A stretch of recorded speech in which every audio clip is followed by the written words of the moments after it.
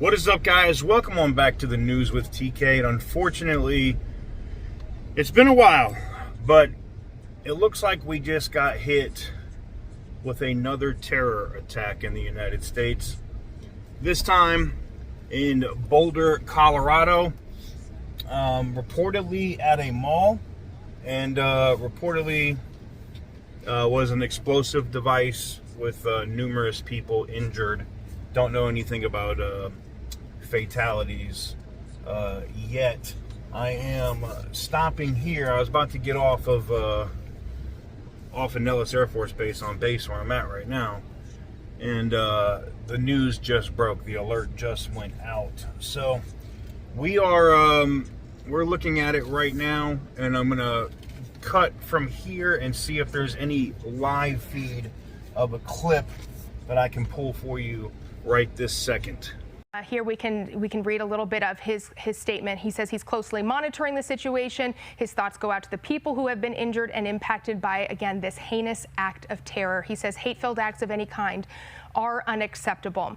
So right now we are hearing that there are folks with Boulder police and other investigators that are entering into that media staging area. So let's go ahead and listen in on, again, what has been called a targeted terror attack. Early stages of this active investigation, and Chief Stephen Redfern is going to speak to you about what happened this afternoon. Chief. Hold on, Steve. Good afternoon, everyone. As Dion said, my name is Stephen Redfern. I serve as the police chief here in Boulder, Colorado. Today I'm here to give you very preliminary information about an attack that occurred here in downtown Boulder at about 1:26 p.m. today. At that time, Boulder dispatch received several calls to the county courthouse located at 1325 Pearl Street here in Boulder. The initial callers indicated that there was a man with a weapon and that people were being set on fire. The initial response by our officers, we were on scene very quickly. When we arrived, we encountered multiple victims that were injured with injuries consistent with burns and other injuries. While our officers and paramedics and fire department personnel got those victims quickly to the hospital, our officers were pointed out, a suspect was pointed out to our officers on the scene. Our officers immediately encountered that suspect who was taken into custody without incident. That suspect, who I'm not able to ID at this time, was taken to the hospital with some minor injuries as well. And there's a lot more we're investigating right now before I'm able to release information on that person. The scene itself is contained, but we have a large area here in downtown Boulder closed off right now. Businesses have been closed, and we have asked people to avoid the area. This area is not safe yet. We're dealing with a vehicle of interest. We're dealing with a large area that we are making sure it's safe before we allow people to come back into the scene. If your vehicle is here in the several block perimeter that we have, please follow our social media. We will announce when the roads are open and people can retrieve their vehicle as well. I appreciate everyone's patience as we work through this complex scene. What I will say lastly is, this was a beautiful Sunday afternoon in downtown Boulder on Pearl Street, and this act is unacceptable. I hope you'll join me this evening as we're working through this investigation. We are working, I just came from the command post. We've got dozens and dozens of people here, our state, local, and federal partners, working through this to figure out exactly what happened. I ask for a little bit of patience as we do that, but also I ask that you join me in thinking about our victims, the families of those victims, and everyone involved in this tragedy. Our hearts go out to them, and we are going to do everything we can to work as hard as we can throughout the evening to provide more information and get answers for everyone. With that, as I stated, it would be irresponsible for me to speculate right now on motive and other things. I will take maybe a handful of questions, but then I've got to go back to a briefing.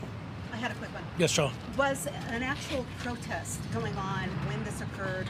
Were a group of people gathered, and were words said that would indicate this had anything at all to do with that protest? So what I will tell you, on Pearl Street, it's a walking pedestrian mall downtown here. There was a lot of people out. Very beautiful day. There was a group of pro-Israel people that were there in a peaceful demonstration. I wouldn't even call it a protest. I believe that happens frequently down here.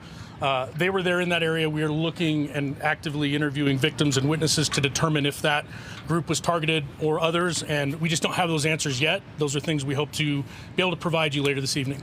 FBI is already calling it a targeted terror attack. Would you also refer to it as a terror attack? So I've been in contact with our local FBI multiple times. We are in contact with them here. We are not calling it a terror attack at this point. Again, it's way too early to speculate motive. I know there's a lot out there on social media, but I ask people just to give us a little bit of patience while we work through a really complex scene. A lot of witnesses were here. We've taken them to another location to debrief them and interview them. As we do that, I think the picture will become more clear. But it would be irresponsible for me to speculate on motive this early on. We're only a couple hours into this thing. Was something wrong? I'll go right here. About the suspect, can you confirm the description about him? Because we know any picture running in social media. I haven't seen it, and I wasn't here when he was arrested. All I know is it's an adult male. We're working to identify that person. We're working to figure out where they're from, and we're in contact with our federal partners as well as we figure that out. Was something thrown at the group? That is being investigated as well. So our initial call, as I mentioned, was a report that someone was setting people on fire.